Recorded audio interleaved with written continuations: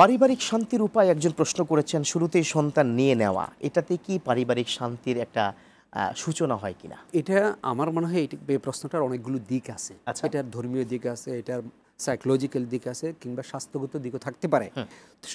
সেগুলো যার যার যে বিষয়ে এক্সপার্ট তিনি বলবেন। হ্যাঁ, যিনি এক্সপার্ট যে বিষয়ে তিনি সেটা বলবেন। কিন্তু আমরা মনে করি আমাদের অভিজ্ঞতায়, এটা কোনো একদম বিশেষজ্ঞের অভিজ্ঞতা নয়, একজন সাধারণ হিসেবে আমাদের অভিজ্ঞতায় আসলে সন্তান দ্রুতই নেওয়া উচিত। এটা ধর্মীয়ভাবে এটা কোনো নিষেধ তো নেই, বরং আমরা আমাদের পূর্বপুরুষ যারা এক্সপেরিয়েন্স দেখে আমাদের পূর্বপুরুষদের মধ্যে যারা ধার্মিক, তাদের জীবনেও আমরা এটা দেখছি। আর এটার নানা রকমের পজিটিভ দিক আছে, রাইট। এবং সেটা আমাদের মুরব্বীরা আমাদেরকে বলছে তাদের অভিজ্ঞতা থেকে। দুই একটা একটু যদি, যেমন ধরেন স্বামী স্ত্রীর মধ্যে বনিবনাগত অনেক ঝামেলা হচ্ছে, তো মা বাবা হোক, দাদা দাদি হোক, নানা নানি হোক বলছে যে তোমাদের যদি একটা বাচ্চা থাকতো, ওই বাচ্চাই তোমাদের ঝগড়া মিটমাটের একটা উপকরণ হতো। ছোট্ট বাচ্চা, তার এই শিশুর প্রশান্ত হাসি, পিতামাতা ওটা দেখে নিজেদের মধ্যে যে মতভেদ আছে সেটা ভুলে যায়।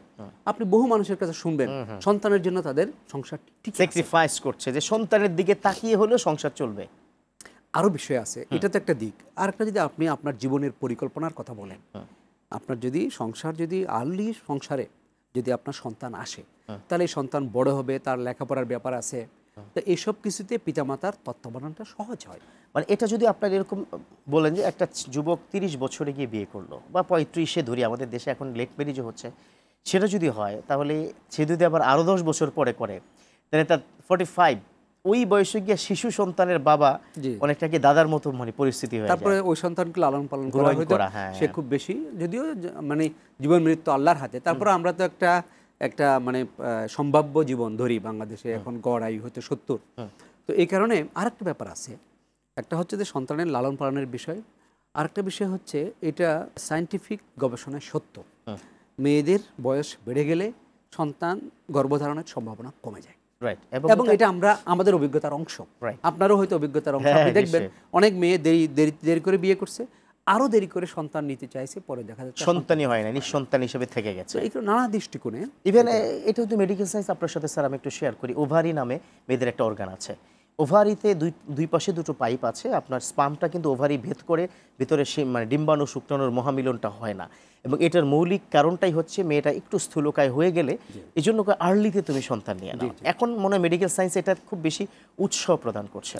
ওকে, ফাইন। আমাদের বেশ কিছু বিষয়ে যদি একটু আমরা বলি, স্বামী স্ত্রীর মধ্যে অনেক সময় ঝগড়া হয়। একজন প্রশ্ন করেছে, ঝগড়া হলে রাগ কন্ট্রোল করতে পারি না, এক্ষেত্রে আপনাদের দুজনের বা যিনি স্কলার আছেন তার এটা খুব বেশি প্রাসঙ্গিক এবং খুব স্বাভাবিক একটা বিষয়। স্বামী স্ত্রীর মধ্যে ঝগড়াঝাটি হয়ে থাকে, এবং স্বামী স্ত্রী দুইজনের মন মানসিকতা ভিন্ন হতে পারে, তাদের স্বভাব চরিত্র ভিন্ন হতে পারে, হয়তো একজন রাগী আর একজন হয়তো কম রাগী, এমন হতে পারে, স্বাভাবিক, অসম্ভব না। এর মধ্যে সবচেয়ে গুরুত্বপূর্ণ হচ্ছে একে অপরকে বোঝা, একে অপরকে অনুধাবন করা, একে অপরের চরিত্রটাকে অনুধাবন করা, সেটা খুব বেশি গুরুত্বপূর্ণ।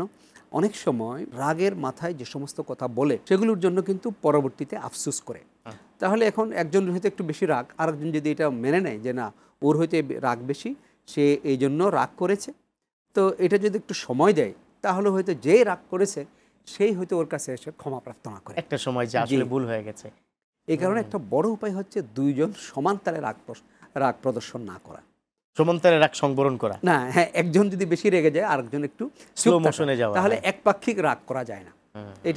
এটা স্বাভাবিকভাবে তার রাগটা কমে আসে, এবং যখন সে উপলব্ধি করে তার রাগ করাটা ভুল ছিল, তখন সে নিজেই হয়তো ক্ষমা প্রার্থী হয়। তাহলে একটা ট্রিটমেন্ট দিলেন যে একজন রাগে গেলে আরেকজন চুপ থাকা। জি, তাহলে কে রেগে যাবে, কে চুপ থাকবে, এটাও তার একটা কোশ্চেন আছে। না, এখানে আমাদের বর্তমান সমাজে যেটা হয়েছে, আমাদের যে ট্র্যাডিশনাল চিন্তাগুলো সেগুলোর মধ্যে একটু পরিবর্তন আসছে, এবং আশাটা খারাপও না। যেমন আমরা যদি আমাদের মাতাকে যেভাবে দেখেছি, কিংবা আমাদের দাদা দাদিকে যেভাবে দেখেছি, সেই চিন্তাটা করি, তাহলে সেক্ষেত্রে একটা পুরুষের একটা দাপট ছিল সংসারে। বর্তমান সমাজটা কিন্তু সেই অবস্থায় নেই। ওই মাইন্ডসেট নিয়ে যদি আমরা সংসারে প্রবেশ করি, আমাদের বর্তমান তরুণরা, এবং তারা যদি সেটা ফলাতে চায়, তাহলে চলবে না। এখন কিন্তু মেয়েরা শিক্ষিত হচ্ছে এবং নতুন সমাজ কন্ট্রিবিউশন করছে, কিন্তু আল্লাহ কোরআনে বলছেন আর রিজালু কাওয়ামুনা আলান নিসা। হ্যাঁ, তারা দায়িত্ব পালন করে। ওরা কি দায়িত্ব পালন কিন্তু ডমিনেট না, ডমিনেট না। শুধু একটা জায়গায় বলছে তাদের একটা শ্রেষ্ঠত্ব আছে, ওয়ালির রিজালি আলাইহিন্না দারাজা। আপনি দেখবেন এটা একটা, একটা দারাজা যদি বলে তাহলে মেয়ে যদি 19 হয় ছেলে 20। আচ্ছা, এটা এমন না যে মেয়ে 1 আর ছেলে 20। এটা এটা দারাজা বলছে রাইট, 1, তাদের একটা মর্যাদার স্তর এক বেশি আছে। স্টেপ উপরে, হ্যাঁ।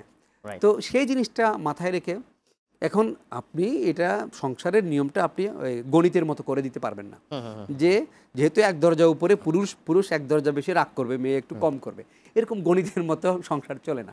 এখানে এটা স্যাক্রিফাইসের মাধ্যমেই মানে সংসার সমাধানটা এগিয়ে নিতে হয়। জি।